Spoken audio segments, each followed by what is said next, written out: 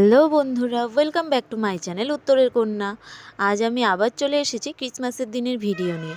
দেখো, বিকেলবেলা আমার মামাতো বোন চলে এসেছে আমাদের বাড়ি ঘোরার জন্য। অনেক দিন থেকেই ভাবছিল, তো আজ চলে এসেছে। আর এসেই দেখি ব্যাগ থেকে এসব কি বের করছে।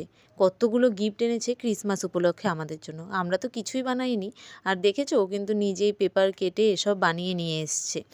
দেখো গিফটগুলো কি সুন্দর হয়েছে, নিজেই ড্র করেছে। ব্যাগে করে এনেছে জন্য একটু ভাঁজ হয়ে গেছে, তাও যাই হোক। এই র্যাপারগুলোর ভেতরে আবারও চকলেটও ভরেছে।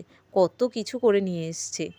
এসব খুলে দেখার পর তিনজন বসে আছি, কোনো কাজ নেই, তাই কিছুক্ষণ গল্প করলাম।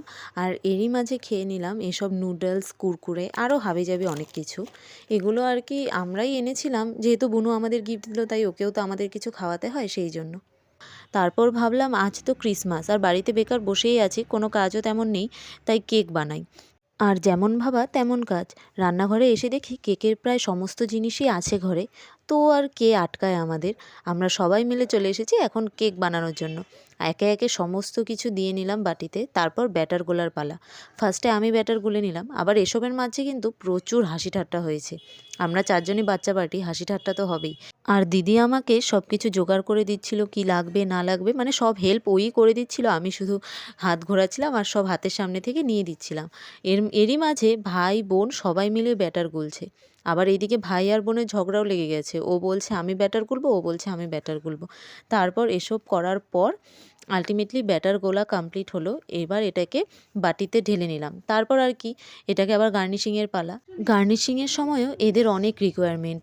এ বলছে এটা দে, এ বলছে ওটা দে, এভাবে সাজা ওভাবে সাজা, ভালো লাগবে। ওরা ভাবছে বোধহয় একেবারে দোকানের কেকের মতো হবে।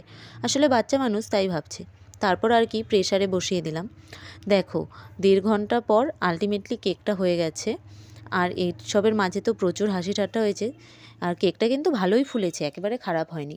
এরই মাঝে আবার ভাই নিয়ে চলে এসেছে মিষ্টি আর কেক, ওর মা পাঠিয়েছে আমাদের জন্য। সেগুলোও আমরা খেয়ে নিলাম। আর ওর তো নেই এসবের মাঝে, অনেক খেলনা বের করেছে সেগুলো। এরপর কেক কাটার পালা। দেখো বুনু এখানে রেড কালার ড্রেস পরে রেডি, আর এখানেও ফটোর পোজ দিচ্ছে। ওকে ফটো তো তুলেই দিতে হবে, ও কেক আর ছাড়ছে না।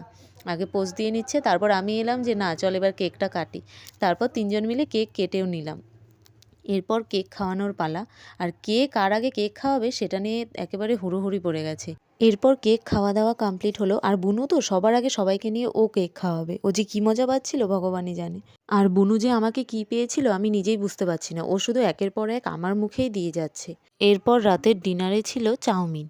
তো আমরা চাউমিন খাই। আর তোমাদের আমার ভিডিওটা ভালো লাগলে লাইক, কমেন্ট অ্যান্ড শেয়ার করো। বাই, দেখা হবে নেক্সট ভিডিওতে। আর যারা এখনও সাবস্ক্রাইব করোনি তারা অবশ্যই আমার চ্যানেলটি সাবস্ক্রাইব করে দিও।